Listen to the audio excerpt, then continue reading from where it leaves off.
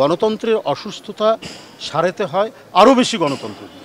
অতি দ্রুত সংস্কারগুলো করে আপনি অবাধ এবং সুষ্ঠু নির্বাচনের ব্যবস্থা করুন। আমি কারাগারের বাইরে থাকলেও যখন ফ্যাসিবাদ কায়েম থাকে তখন নিজেকে বন্দী মনে হয়। নির্বাচন তো গণতন্ত্রের একটি অন্যতম মাপকাঠি।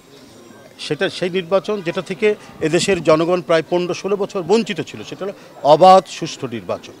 এটা একটা গণতন্ত্রের একটা উপাদান, একটা হচ্ছে কম্পোনেন্ট, হ্যাঁ, যেগুলো মানে কোনো কিছু দিয়ে এগুলোকে কোয়ান্টিফাই করা যায় না। এটা একটা বিশাল মানে একটি জাতির একটা সাইকোলজিক্যাল বিষয় যে আমি বন্দী না আমি বন্দী নই।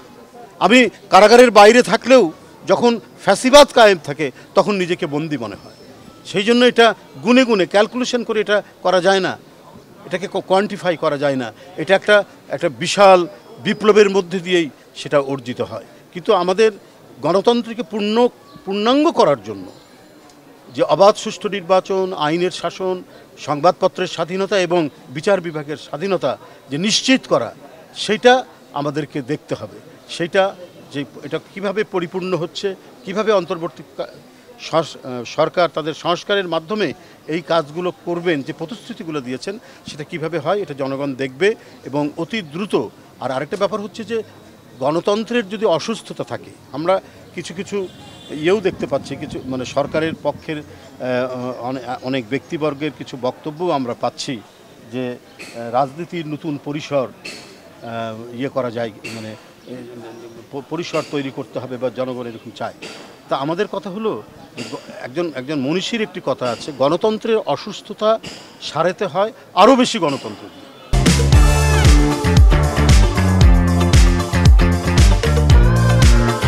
আমি যদি গণতন্ত্রকে আটকে রাখি, গণতন্ত্র নদীর প্রবাহের মতো, এটা যত প্রবাহমান থাকবে, যত এটা স্রোতস্বিনী থাকবে, ততই মানে গণতন্ত্রের পানি আরও স্বচ্ছ হবে। তো এটা যদি মাঝে মাঝে আটকে যায় তাহলে তো আমরা গণতন্ত্রের যে ধারাবাহিকতা আমরা ইউরোপ আমেরিকায় যেটা দেখেছি শত শত বছরের, সেই ধারাবাহিকতা অর্জন হবে না। সুতরাং অবাধ সুষ্ঠু নির্বাচন অত্যন্ত অপরিহার্য। সংস্কারও চলবে, কিন্তু সংস্কারের পাশাপাশি গণতন্ত্রের এই যে উপাদানগুলি নিশ্চিত করতে হবে।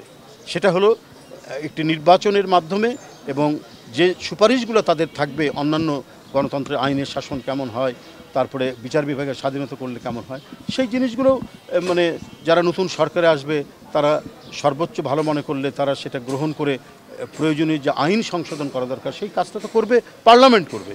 সেটা তো একটা অবাধ সুষ্ঠু নির্বাচনের মাধ্যমে রাজনৈতিক দল যাকে জনগণ ক্ষমতায় বসাবে তারা জিনিসটা করবে। এই কারণেই আমরা বলেছি অতি দ্রুত সংস্কারগুলো করে আপনি অবাধ এবং সুষ্ঠু নির্বাচনের ব্যবস্থা করুন।